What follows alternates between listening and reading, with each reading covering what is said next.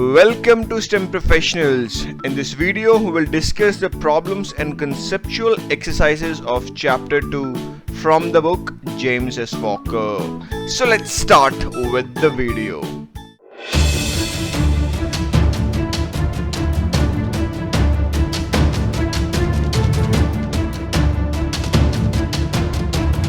So here this is a glaucous-winged gull. It starts ascending straight upward at velocity 5.2 meter per second.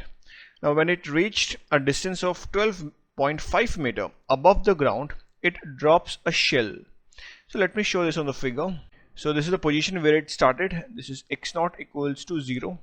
Now after reaching to a distance of 12.5 meter above the ground, that is this distance x becomes 12.5 meter, it drops a shell.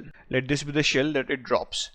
Now there are four parts in this question that we need to solve. In the A part, we need to find the magnitude and the direction of the shell's acceleration just after it is released. So at this position, this shell is released. Now the motion of this shell is influenced only by the gravity once it has been released by the gull. Therefore, the acceleration of the shell after the release would be in the downward direction, and the magnitude of g we already know, it is 9.81 meter per second. Therefore the answer for the A part would be that the direction would be in the downward direction. Now next, in the B part, we need to find the maximum height above the ground reached by the shell. Now initially, when the shell is being released by this gull, the velocity of the shell was in the upward direction, v0, which is equals to 5.2 meter per second, and the acceleration is in the downward direction with this magnitude. Now to find the maximum height, let this be the maximum height achieved by the shell. Let it be x max. So we can use this equation, v square minus v0 square is equals to 2a delta x. We are applying this equation from this point to this point.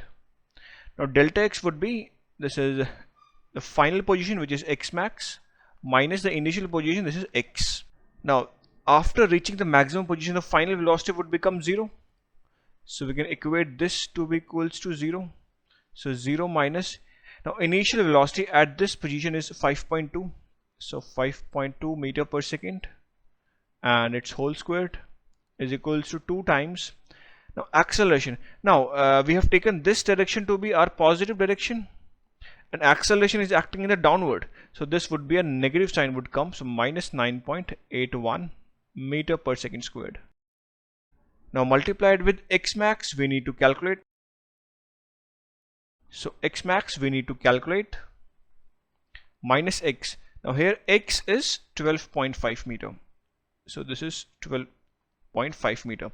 This is what the initial position for the shell after it being released. Now there is only one variable, that is x max. We can solve this for x max.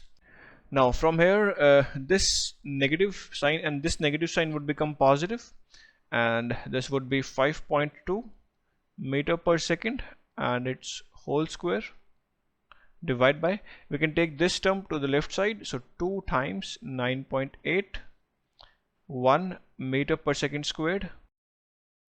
Now then plus 12.5 meter, so this would be equals to x max. Now we can use our calculator to solve this, and we'll get the value of maximum height to be equals to 13.9 meter. So this is the maximum height achieved by the gull, this position from the ground. Now next we can solve the C part, where we need to find how much time does it take for the shell to reach the ground. Now first the shell move in the upward direction from this position to this position, and then comes back to the ground. So we can divide into 2 time interval. Let this be time interval t1 and let this time be interval t2. So we're going to find these values separately, and then we're going to add. So for this time interval from this point to this point, T1, we can use this equation. We know that V, let me write here first, this is for the C part. V is equals to V0 plus 80, this is what we know. Final velocity becomes 0. Initial velocity we have 5.2. So this is 5.2 here. And acceleration is downward direction, so a negative sign will come, minus 9.81 multiplied with T1. So from here T1 comes out to be as 0.53 seconds. So it takes 0.53 seconds from this position to this position. Now it will come back to the ground. So to calculate T2, this would be our initial position we'll be taking, and this would be the final position. And we're going to use this equation. Let me write here. This is x is equals to x0 plus v0 t plus half at square. Now final position is this, where x is 0. So this would be 0. Now x0, this is 0, we can equate it to 0, x0 plus, now here v0 is 0 because this is a maximum, at maximum position the velocity becomes 0. So in this velocity would be 0, so whole term would be 0 plus 1 over 2. Now acceleration is in downward direction, and we have taken this as a positive direction, the upward direction. So this would be minus g here times t square, and this t would be t2, so t2 square.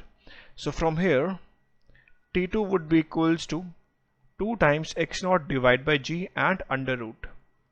Now we can put the values to find the answer for t2. So t2 would be equals to 2 multiplied with x0. x0 is 13.9. This is x0. In this case this total height would be 13.9 meter. So this is 13.9 meter divided by g is 9.81 meter per second squared and under root. Use your calculator to solve this and we'll get this value to be 1.68 seconds. So the total time, this would be equals to t1 plus t2. T1 we have calculated to be 0.53 seconds plus 1.68 seconds. So this would be equals to 2.21 second. So this would be the answer for the C part. Now finally the D part is left, where we need to find what is the speed of the shell just before hitting the ground. So we need to find the velocity at this point. So let it be v. Now we're going to use this equation, which is v is equals to v0 plus at, and we'll be using this equation from this point to this point. Now initial velocity at this point is 0, so this would be 0 here. Acceleration is minus g multiplied with time. This time would be t2. Time taken by a ball to reach from this position to this position is t2. So multiplied with t2. So that would be equals to, we can write that v is equals to minus g t2. So v equals to minus 9.81 meter per second squared multiplied with time t2, we have 1.68 seconds. Now we can solve this by using a calculator and we'll get this value to be minus 16.5 meter per second. Now the magnitude of velocity would be speed, so this is 16.5 meter per second. So this would be the answer for the D part.